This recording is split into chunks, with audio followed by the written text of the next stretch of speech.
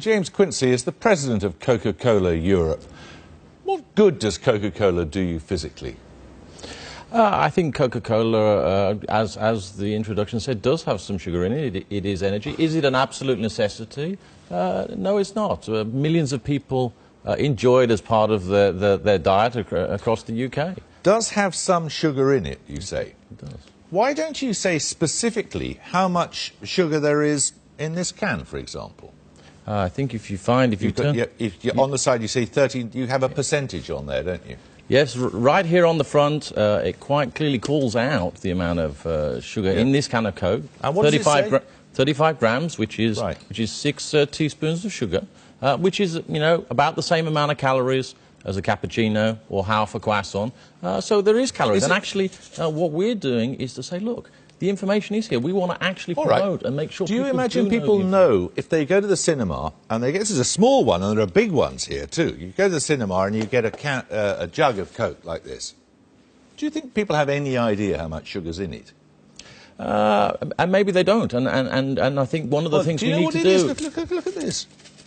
23 sachets of sugar in that single container, the equivalent thereof. Now, that is a staggering amount of sugar, isn't it?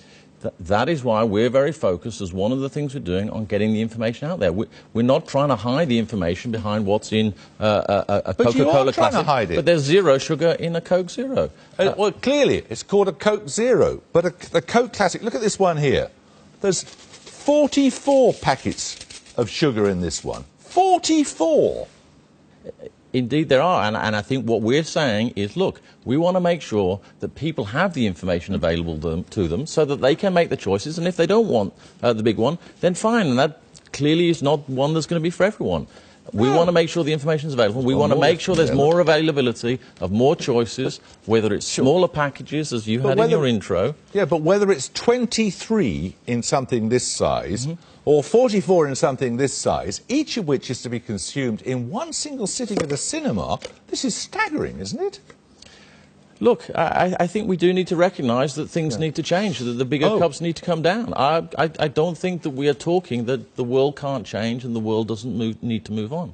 I think what it comes back to is we recognise that we need to play our part in helping to fix this very important issue of obesity. It's something that's come about from us taking in too many calories and not burning them off with activity, many things over many decades. And we're taking actions. We are promoting the information. As you point out, it is on the can. We're putting it in the advertising. We're increasing choices of the small cans, helping people manage their calories, promoting the zero-calorie options if people are having trouble. So you accept your role in the obesity epidemic, do you? I think as a contributor of calories into the British diet, of course we must. I mean, soft drinks, all soft drinks together contribute 2% of the calories. It's a part of it, and therefore we need to accept our role, and we do. And that's why we want to focus on actions that we believe will help bring this crisis under control. Isn't what you're doing very similar to what the tobacco companies did when, after the link with cancer had been established, started then trying to get us all to smoke light cigarettes, as opposed to saying, don't have any of them? I think there's a very clear distinction between tobacco and anything to do with food and drink, because in the end, there's no amount of tobacco that's good for you. It directly causes some of the disease, no amount. Whereas with food and drink, anything in moderation can work within your lifestyle. Maybe one of these packets in a cup of tea during the course of the day, or maybe even two. 23 in the smallest container at the cinema.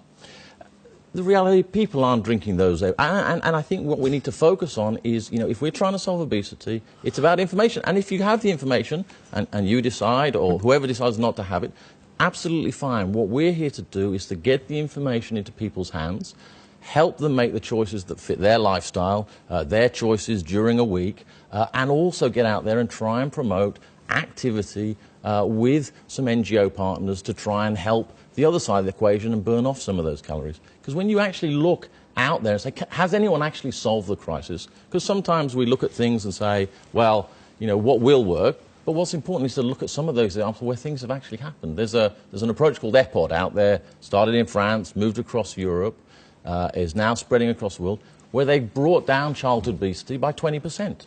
And it's not by taking some You could take a lead in eye-catching that, or simple measures. They did a number of things, bringing in private companies, health companies, local government communities, and brought down childhood obesity by 20%. Thank you very much. You're welcome.